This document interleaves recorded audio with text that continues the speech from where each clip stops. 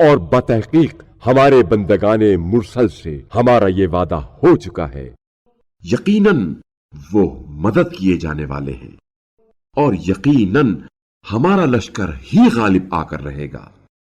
لہذا آپ صلی اللہ علیہ وآلہ وسلم ایک مدت تک ان سے منہ پھیر لے اور انہیں دیکھتے رہے کہ ان قریب یہ خود بھی دیکھ لیں گے۔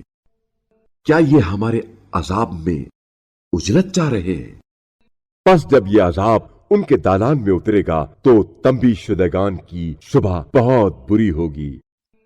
اور آپ صلی اللہ علیہ وآلہ وسلم ایک مدت تک ان سے منہ پھیر لے اور دیکھتے رہے، ان قریب یہ خود بھی دیکھ لیں گے۔